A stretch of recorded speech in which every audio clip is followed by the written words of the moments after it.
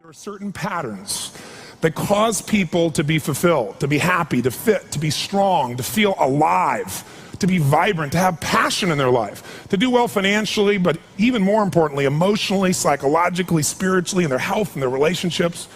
And there are also patterns that make people frustrated, overwhelmed, depressed, sad, lonely, cause them to be struggling financially, struggling with their bodies, struggling intimately. And those patterns, they're not because there's something wrong with somebody, it's because of a pattern that we're doing. Now, what's the fastest way to create a change? In basically developing the one thing that all people have in common who succeed, they're leaders. Because I don't care what style you are, I don't care if you're a mom, if you're a great mom, you lead your child, you're not led by your child. Or a great dad. If you're a great business person, you're a great salesperson, you're a great negotiator, you're a great anything, you're a great human being. This has been my entire life's obsession. What makes the difference in people's lives? And that leadership component, as I say, doesn't always mean somebody follows you. A leader is somebody who lives life on their terms, that you will never settle for less than you can be or share or give or create. It's not what we get that makes us happy, it's who we become. How we live our life, who we are as a person. People can take away all the things, but who you become, no one can take away. And the problem is most of us are trying to be something we're not. And it isn't so much about change, about changing yourself. The change happens when you be yourself. Know thyself, that's the hard part for most people, and then be thyself. Because most of us in our lives, out of our desire for respect or achievement or love or connection or something, we've been trying to be the way we think we'd have to be in order to get that love, respect, appreciation, whatever it is we've been after at some unconscious level. And we've been doing it so long that we think that this is who we are. Because success without fulfillment is failure. And I can't tell you how many people I work with who are supposedly the best in the world at what they do, and they have more money than they can spend, and they have all these people that love and respect them, and yet they're unhappy inside. Because if you want to know what's really you, where you're going to be alive is when it's really you.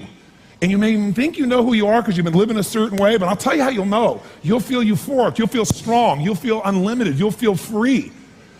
I have seen, out of 3 million people around this earth in 80 countries, I've seen just about anything you can see, and there are only so many patterns. And what you're going to find underneath all of this behavior is we have the same needs.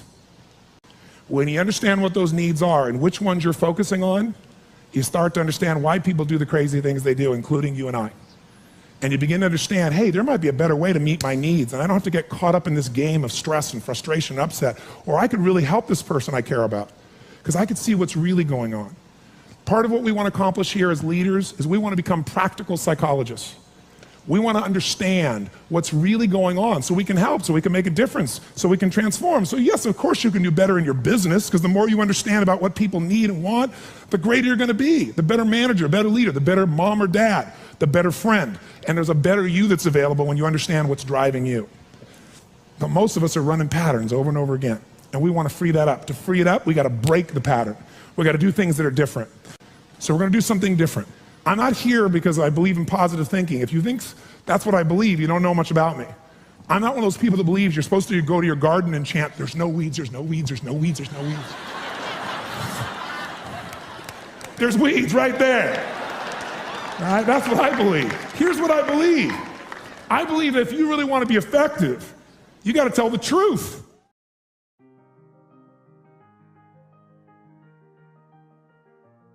What I want you to get is that the single most important skill in life, it's the word that all leaders have.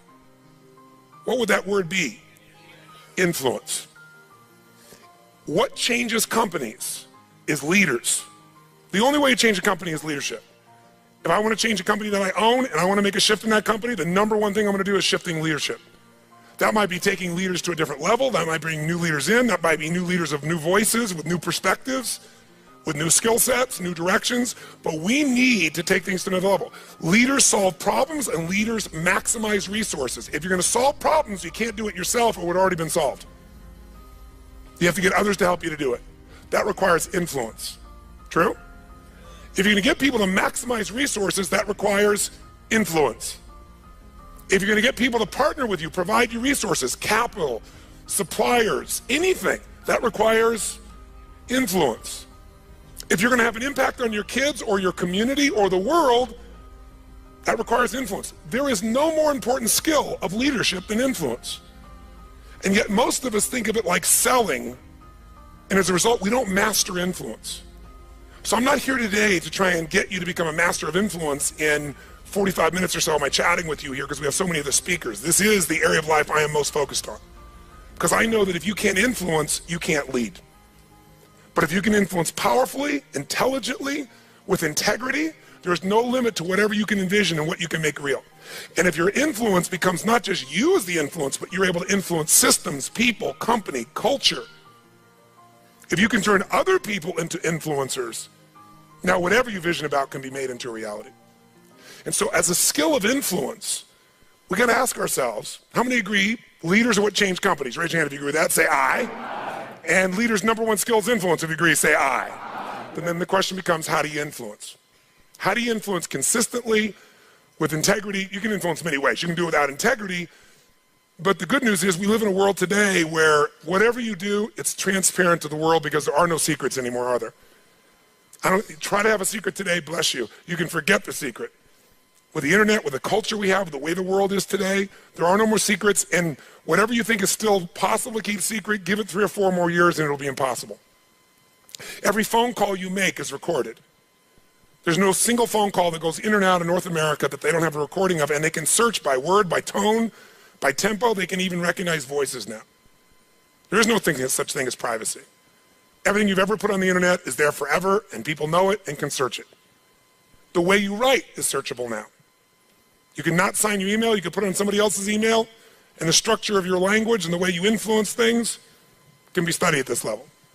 So the good news about that is manipulation as an ongoing tool for success is over. But adding value will never go out of style. Truth will never go out of style. So influencing with integrity is the secret. But what really influences people? Do facts and figures, we give you enough facts and figures out of a core story, is that going to influence people? No. It's the weaving of that story together in a way that produces what shifts people, and that's human emotion. Ultimately, the big game here is emotion. You have to influence emotion. You have to influence the emotion of your people. If you're going to maximize resources, and if we all agree, as we talked about the other day, it's not a lack of resources, it's a lack of what? Resourcefulness. If you're creative enough, if you're playful enough, if you're determined enough, if you're focused enough, you can find a way. If you're giving enough, if you're generous enough, if you're honest enough, if you're courageous enough, you will get people to help you. You will find the way. You will make that thing happen. You'll access the resource. You get someone to coach you, teach you, loan it to you, let you try it, drive it, experience it. So it's the ability to influence emotion, because that's what affects our intellect. That's the bottom line. A core story is only there to give you a set of facts to educate someone that will make them emotional enough to make a decision. And what they do is they go through a series of things that you have emotions about. They may say them in a non-emotional way, but the only reason they work is because you know they're going to open the person's emotion. How many agree with me on this? Say aye. So as leaders, we can never forget that humans are emotional creatures, including ourselves. And to influence other people, we have to know what already influences them. And we can't ever forget what truly influences them. It's going to come down to our ability to connect with them at a deep emotional level, or get others to do the same. Here's how I'd say it in a really simple term. To influence someone, you have to already be influenced. Right? To move somebody, you better be moved. To touch somebody, you can't touch somebody about your product or service or vision or idea or your company if you're not touched. To persuade others, you have to be persuaded. You can't give somebody else what you don't have. Now, you may have it intellectually, and here's the challenge. When you first meet somebody in your relationship, and you're all excited, what's the level of energy like? 0 to 10, make the sound of that energy. You meet somebody you're totally excited by, make the sound, everyone. 6 months, 6 years, 20 years later. It's scary, isn't it? And it's not time, because there are people I've been with them, been together 65 years, and they're still out of their mind for each other. They make the same amount of noise you did in the beginning here. What changes is, very often, when you're around something enough, I don't care what it is, there's a law called the law of familiarity. The law of familiarity says this: if you're around something enough, you take it just a little bit for granted. And it doesn't matter what it is, it's not that you don't care, it's that you get used to it. It's that the variety of it is not quite as high. It's not so new. And with that, sometimes you give it less significance. Even though in your heart you know it's significant, you don't keep the aliveness of it. It becomes something you intellectualize versus something you feel inside your body with a passion. So there are people who say, but we love each other. Yeah, well, that's great. You know, hug each other every now and then. You say you love each other, little kiss like that. Was that how it was in the beginning? No. It isn't time. It's that most people don't understand that this emotion, this intensity, this passion has to be constantly reinforced every single day. And like any muscle, if you don't use it, so then you have the base understanding of why you do what you do, but you've lost the energy that makes it alive. And so if you're gonna be touching people, you gotta be touched. So then the question is, how do we influence ourselves? How do we influence other people? We gotta get them into their emotions. We got to get ourselves into the emotions that are going to move us to action. And we got to do that ongoing, because otherwise all the stuff you wrote down will die. It'll die in your book, it'll die in your head. There has to be a level of emotion, a level of hunger in you that makes you go follow through. There's got to be a level of energy in you that when you go share it with people, you're able to influence them to follow through. And when they don't do it, enough to get back in there with them again and get them to do it again. This is where the whole game gets won or lost. Do you agree or disagree with me on this? So what we got to look at is, first of all, us. How many of you have days when you wake up and you feel like, I don't want to talk to people today? How many got days like this in your life? Say I. But again, as I said the other day, if you're the leader, you don't have that choice. If you're the leader, you have to get in a good state. If you're the leader, you have to get yourself in that place. And how many of you have had some gut checks? Let me see again in the last 6 months, 12 months in your business with economy changing like it's never changed before. How many have had those gut checks? Say I. So what do? We have to become masters of influence, which means we have to be able to master the state of our own organization. To master the state of our own organization, we got to know how to change that. How fast, my friends? How fast? And where does it have to start? Ourselves, since we're the first constraint. And if we can do it with ourselves and influence, then we can teach everybody else to influence. We've said business is innovation and marketing. You have to influence people to innovate because they're not going to just do it because they're used to what works and it's easier and they know it. Innovation means massive what? Change. How many people go, give me more massive change in my life with all the other things I'm trying to hang on to? They're not going to do that. You have to influence people to innovate. And marketing is influence. So, what influences us is our states. How do we change our states? Let's start with you and I and with anybody we're going to work with. You've worked with me before, you know the first answer. If you're going to change somebody's state, the fastest way to do it is physical. Trying to change somebody's mind is really hard. Change their body, their mind will go. If you doubt it, give somebody enough alcohol and just see how quickly you can change them. True? Give them enough alcohol, I don't care who they are, they're going to change. What are you changing? Biochemistry, physiology, physical body, and the emotion, the mind will shift. That's why people take drugs. That's why people eat. When they go eat, it's a biochemical change in their body. So, but we can do this through movement. We can do this through change. So if you want to be the leader and you're going to be affected, first thing I'd say to all of you going home, so you don't feel overwhelmed, is you need to develop an ongoing discipline because we are our rituals. And I mean a physical one. If you want to say, well, why is my life the way it is today? Look at your rituals. Whether you call them rituals or not, you have them. Most of you get up and you have a set of rituals. You go straight to email, or you go straight and work out, or you go have your breakfast, or you hit the snooze alarm at least 3 times. It's your ritual. Who knows what I'm talking about here? And if you want to know what somebody's like, you can see their rituals. You can look at anybody's body in this room, if you had them take their clothes off, and you know some of their rituals or lack thereof. Is it true? If every day you get up and your ritual is you go to Starbucks and order a smoke boca, whatever those things are that you have, right? And a big muffin and whatever it is, right? And that's what you do every day. It's not hard to figure out what you're going to be like by 10:30 in the morning. You're going to be looking for your next coffee, your next whatever, because you want to stimulate your adrenal glands like crazy, and they're going to drop predictably. And we know what your stress level is going to be like. We know when your energy is going to go and fade. It's predictable because of your rituals. If you eat a certain way, you can predict that person's going to be fat and tired. You eat a different way, you know. If a person eats and they exercise a certain way, you know what their body's going to be like. Who here works out 5 days a week, never misses? It's just your life. Let me see your hands. Look at the number of people here. That's fantastic. That's really, give everybody a hand. That's really fantastic. Who here honestly never works out consistently, right? Don't clap. Now here's what's interesting. I'm not saying one is right as one is wrong, but will those two different rituals create a different body, yes or no? If we wanted to really make it clear, we'd say everybody works out 5 days a week, stand up, we can look at them, sit down, everybody doesn't work out, stand up, look at them. It'll be pretty obvious. Now, some people's metabolism is different, they get by with different things, but you get the picture, don't you? Your relationships today are the results of your rituals. If the first thing you do every day when you come home is, hi honey, and then you go and give them a little peck on the cheek, and then you sit down and start typing your emails, or you flip on the news, it's not hard to know what your relationship's gonna be like. You guys might love each other, but it's gonna be one boring, dead relationship. It's like having a brother or a sister.